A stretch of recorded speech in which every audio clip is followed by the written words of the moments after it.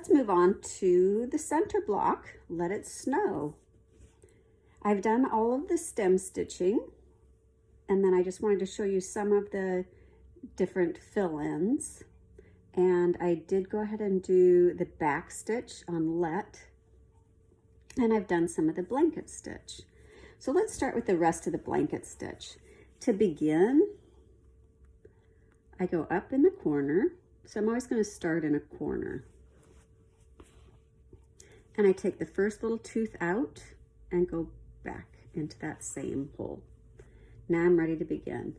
I keep the thread on the inside. Now I made a little dot where each tooth would be, but you don't really even need to do that, but it's helpful, I guess, to keep it uniform. So your thread goes in the end of the tooth, back on that line. The thread goes under the needle and pull it away. You don't want to pull it back or that's going to close up on you.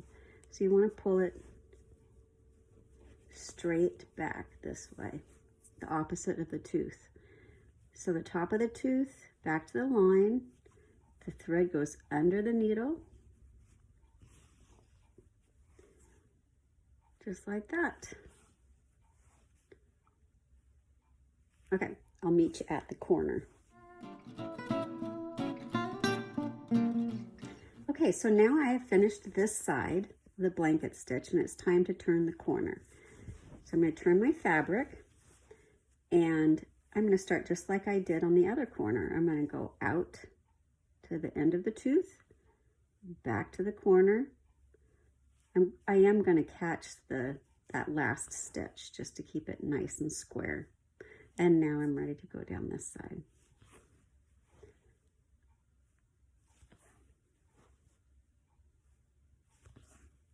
I'll finish this up and then we'll move on to the lettering. Now that the blanket stitch is done, let's go ahead and do the inside of this W. So those are little chain stitches. And as you can see, hopefully, I just did a line.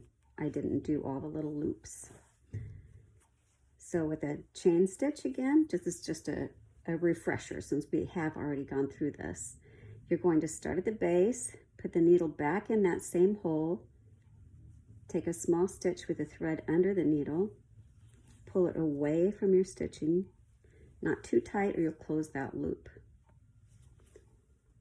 And you just keep repeating that. So my needle's gonna go down inside of the loop, take a little stitch, thread under the needle, loop that thread around, and we just keep going.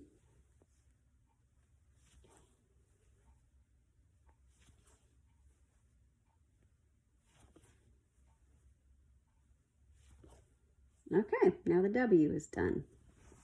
And I will move on to the O.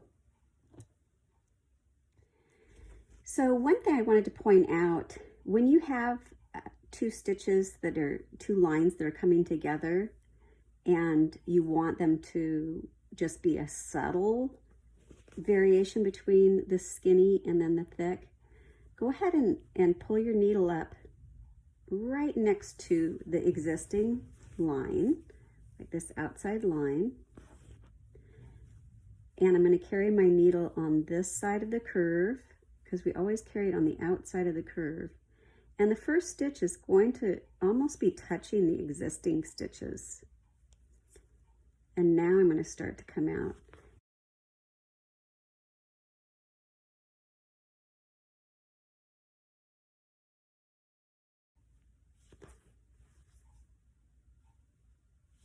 There we go. Okay, and you're going to repeat the same thing when you get to the end. You're just going to slowly kind of work this line into the existing line to have it kind of blend together at the end.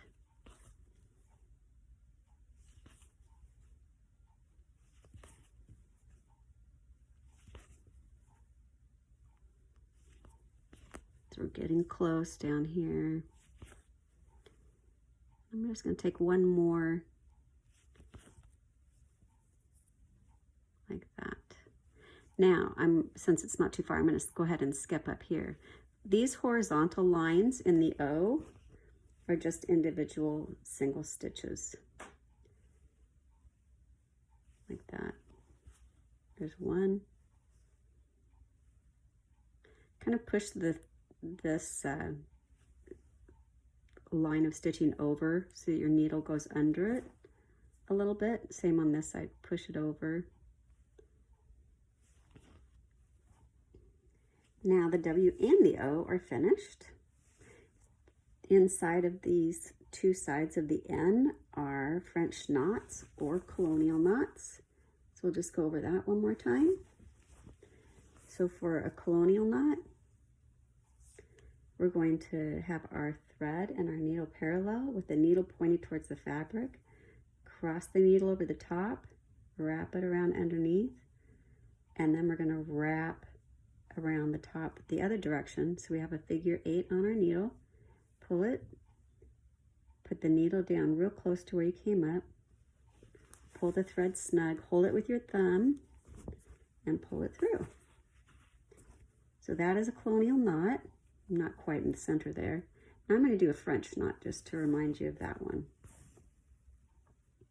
We'll make this French knot with 3 wraps. So 1, 2, 3. I'm going to put the needle down close to where I came up, pull that thread snug, hold it again with my thumb. I kind of pulled it a little too snug. There we go. And pull it through. And that's a French knot. Let me do that one again.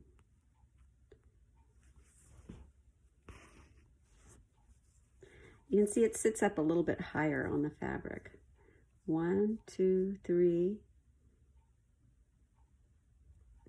Pull that thread down.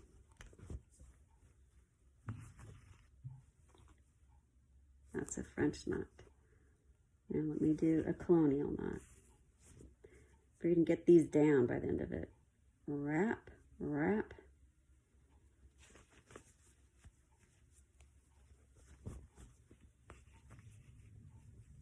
I wanted to mention too, I was really hoping to be able to stitch this whole thing using one skein.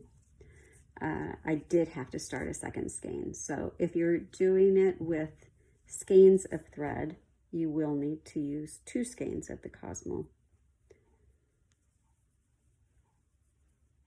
Let's do colonial cross, over, down. And there's just one more. And then the end will be finished.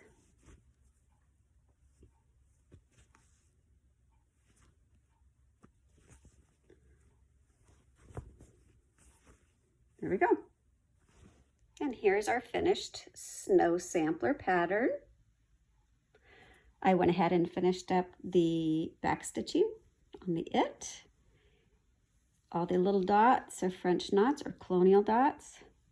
And then the outside border is similar to this little bit of sashing here. You're going to make little chicken feet. Those are just one individual stitch for each leg or toe, and then a little colonial knot in between. And that wraps it up. I hope you had fun stitching this project. I had fun stitching it with you. I'm going to press it, and then it will be all ready to frame.